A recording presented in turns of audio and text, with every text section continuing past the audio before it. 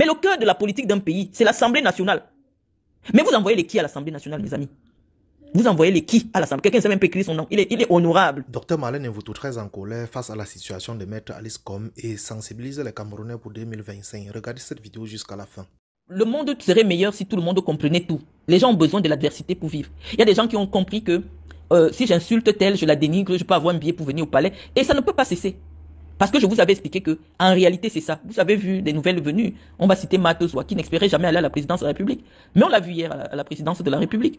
Hein? Grâce au clash, elle est arrivée à la présidence. Or, il y a des femmes porteuses de projets. Il y a une femme aujourd'hui qui est martyrisée par le régime. Hein? Une avocate.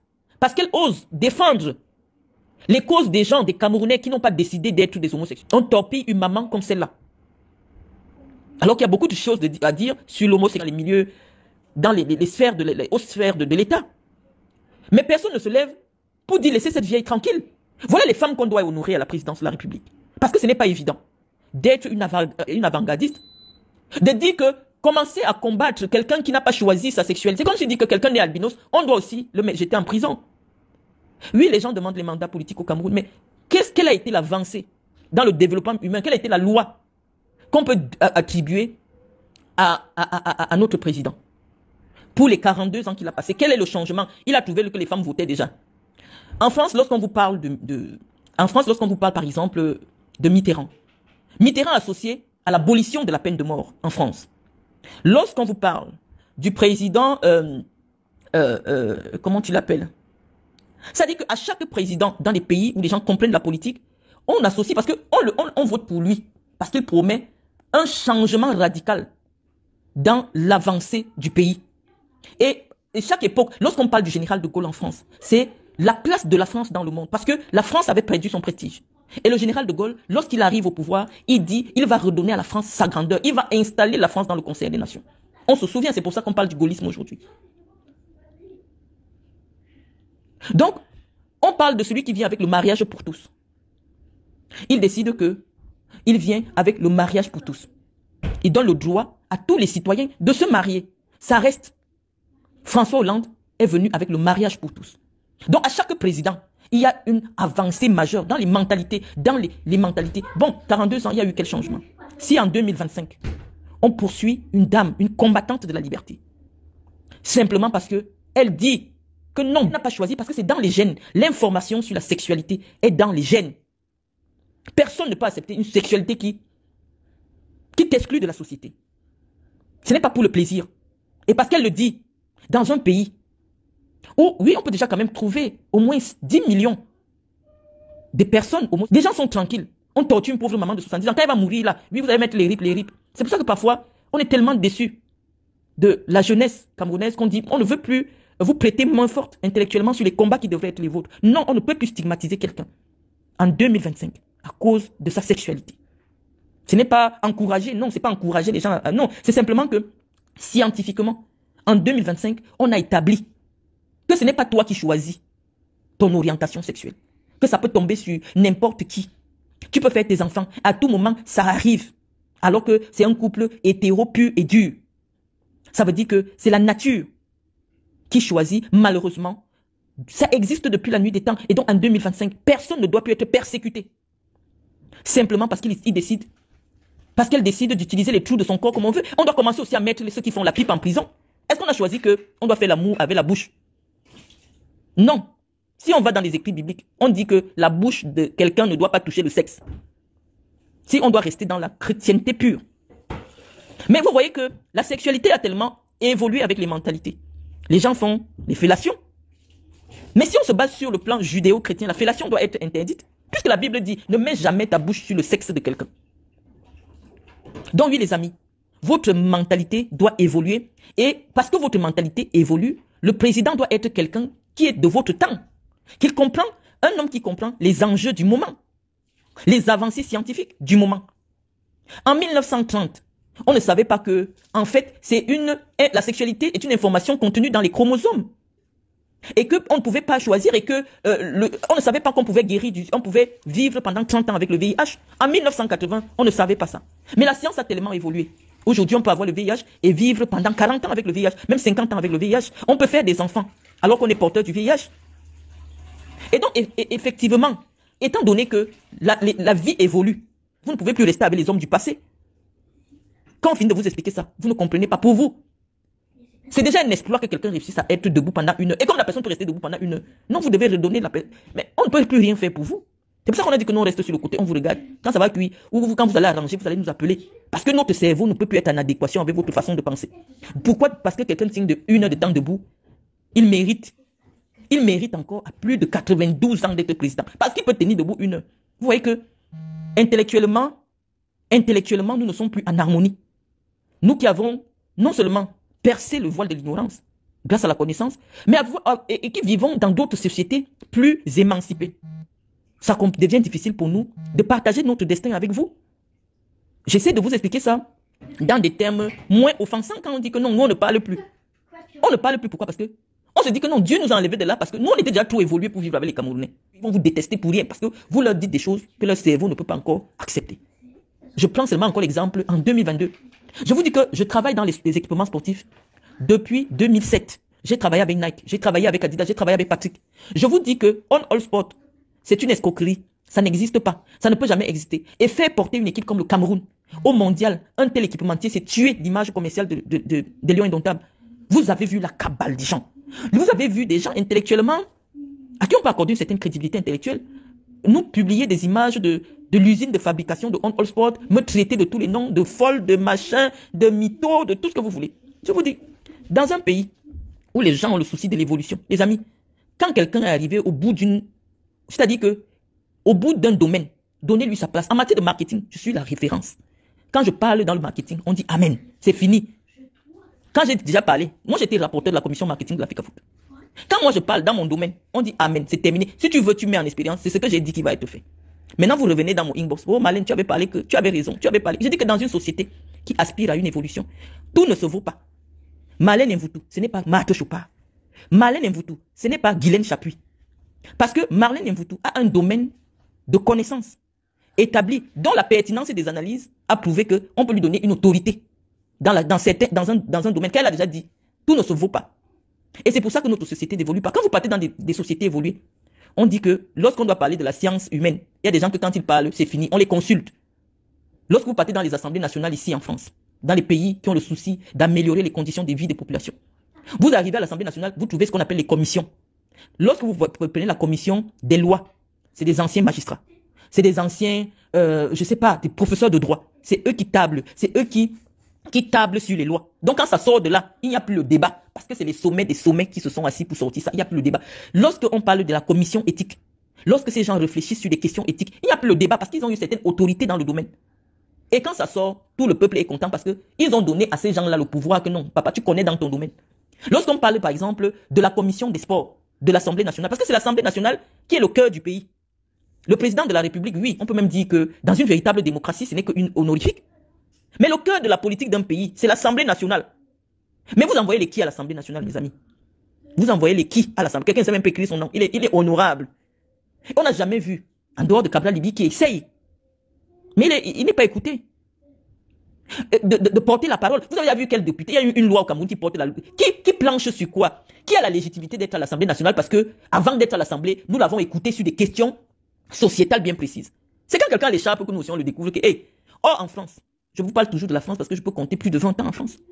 Je suis en train de vous dire qu'en France, lorsque quelqu'un arrive à l'Assemblée, nous-mêmes on sait déjà dans quelle commission il va siéger parce que ce soit dans les associations, que ce soit dans ce qu'il fait, le gars a la crédibilité dans ce domaine. Et quand il s'assoit pour plancher sur la question de l'avortement, parce qu'il est médecin, il est gynécologue depuis, on est sûr que c'est le propre, la loi qui va sortir là, il n'y aura plus le débat. Parce qu'il a la crédibilité dans ce domaine. Lorsqu'on prend vos députés là, on pose comme ça, qui parmi a la crédibilité d'une question sociétale? Personne. On a l'impression qu'on fait du parachutage parce que dans la construction de la politique camerounaise, qui est d'abord une politique charismatique, c'est-à-dire que le pouvoir au Cameroun est un pouvoir charismatique. Si on enlève Paul Biya, la politique au Cameroun n'existe pas. On s'arrange donc que la personne la plus importante en matière politique soit le président. Mais il faut porter au pouvoir, parce que vous allez vous battre cette année pour amener des gens qui doivent vous conduire en 2035. Cette année-ci, parce que je vous dis que je fais mes vœux, mais je veux vous rendre conscient de l'acte que vous allez poser en 2025, que vous devez justifier à vos petits-enfants. L'acte d'irresponsabilité que vous vous apprêtez à poser pour votre pays. Non, on a fui. Mais pensez à vos petits-enfants, les amis. Et ce n'est pas seulement la présidence de la République. Je vous ai dit la présidence de la République dans une véritable démocratie. Ce n'est que honorifique. C'est pour ça que le président a des pouvoirs exceptionnels. Mais ce qui détermine la vie du pays, tous les changements dont vous avez besoin, ce sont les parlementaires. Donc ayez le courage, vous qui voulez le changement. Le changement, ce n'est pas seulement au président. Le président peut être en haut là. Mais toutes les personnes qui sont à l'Assemblée ne se préoccupent pas de la vie des Camerounais, des questions pertinentes sur la légalisation ou non de l'avortement au Cameroun. Ça, c'est une question qui reste floue dans notre pays. Est-ce qu'une femme qui a été VIOL, accent aigu, E muet, a le droit de garder le fruit de cet acte odieux? Cette question n'a jamais été soulevée dans notre pays. On préfère la laisser tabou. Toutes les femmes continuent à se faire avorter de manière clandestine. Personne n'a jamais porté cette question particulière. Parce que on laisse en suspens, on dit que ce n'est pas important. Non, l'avortement devrait être encadré au Cameroun. Oui, moi par exemple, je pense que j'aurais pu porter une loi sur l'encadrement des loyers au Cameroun. Parce que c'est une question qui est importante.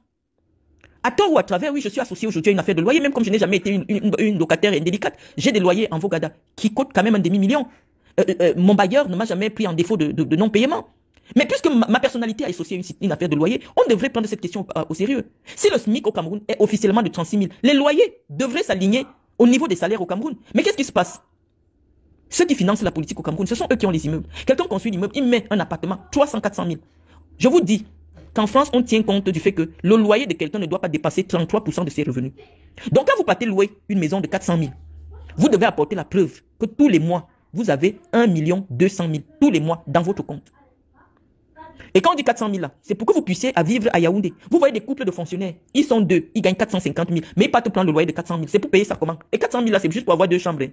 Les bailleurs n'ont plus peur de fixer le prix des loyers à Yaoundé. Vous arrivez quelque part à Bastos, c'est grave. Vous voyez un truc de 2 chambres, quelqu'un vous dit 800 000 une chambre plat. Parce qu'il n'y a pas l'encadrement, il n'y a pas une loi qui bloque les loyers camerounais à un prix.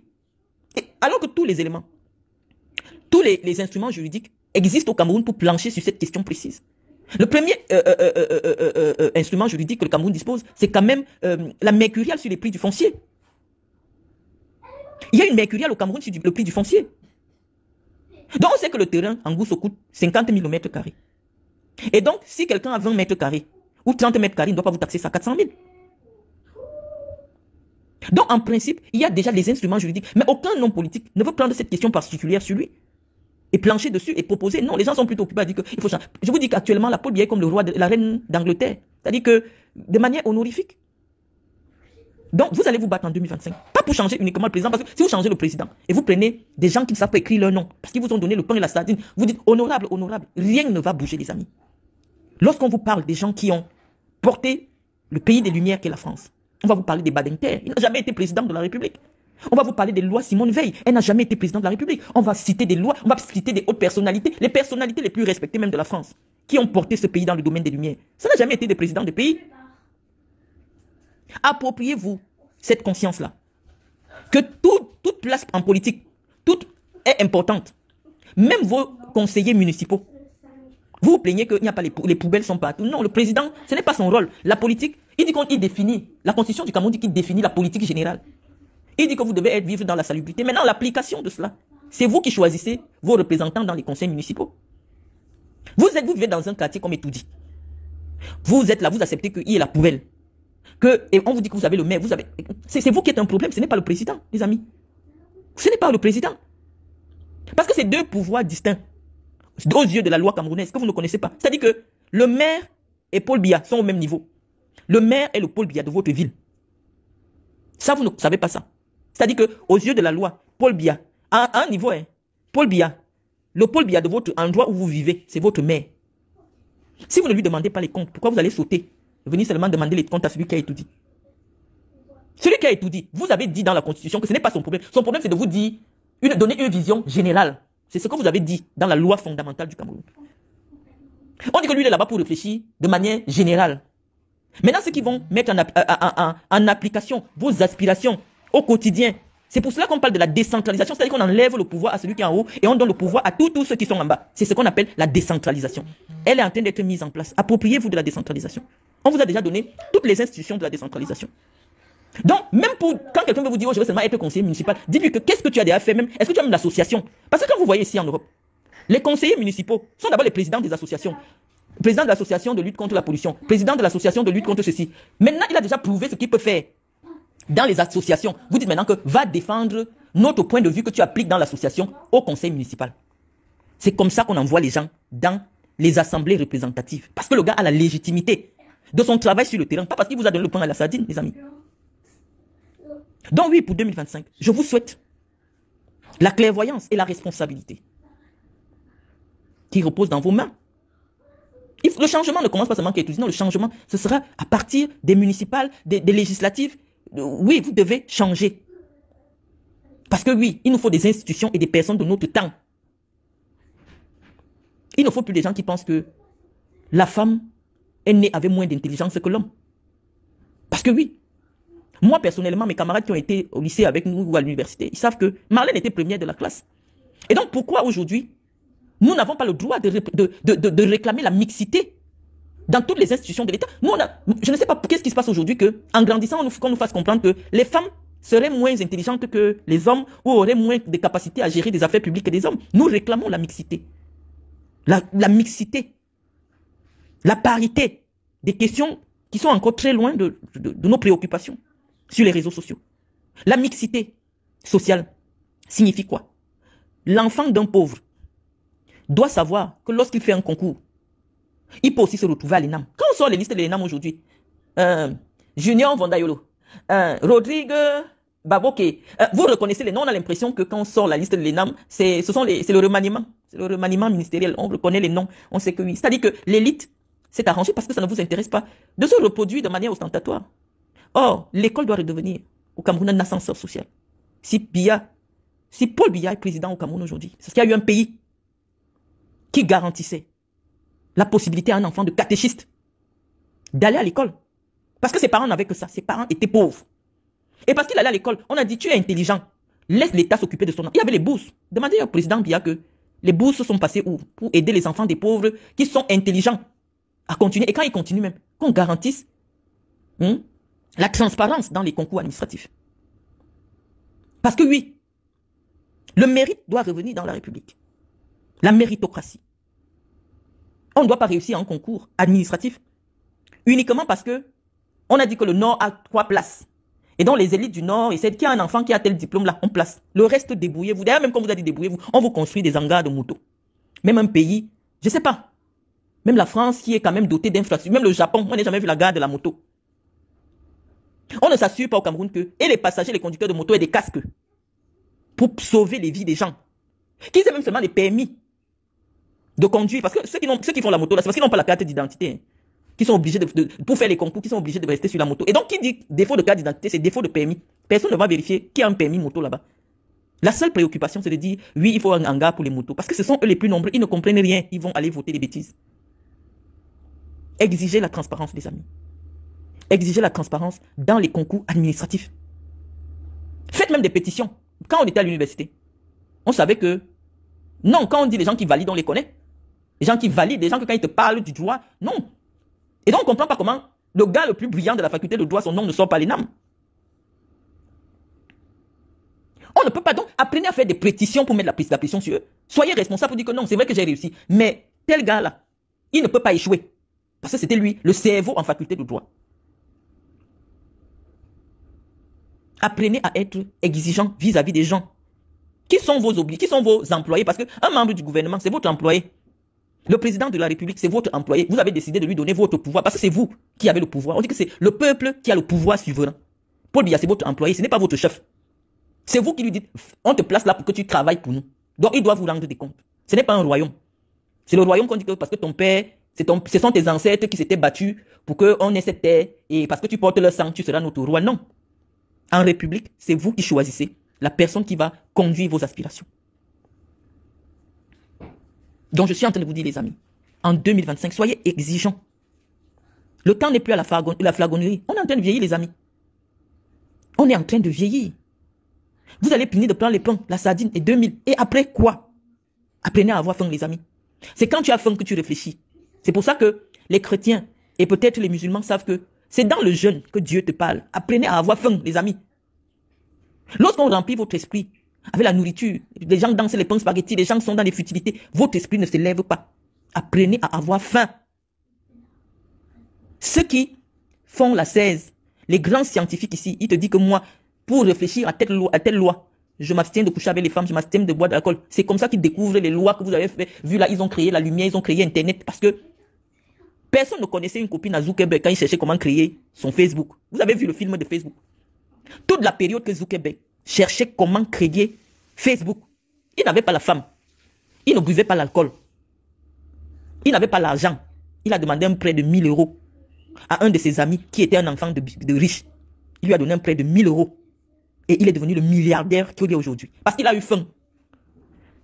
Donc on ne doit pas insulter quelqu'un qui a faim. On dit que le choc... C'est-à-dire que... On dit que l'intelligence vient là où quelqu'un a abandonné ses besoins primaires. Quand vous avez encore les petits problèmes, je vais dormir comment? Quand on lit Facebook, a fait ceci, ça dit que c'est difficile pour vous de vous élever. Donc laissez un peu l'affaire de l'alcool en 2025. Et ne serait que pour 2025, on va reboire en 2026. En 2025, laissez un peu l'alcool.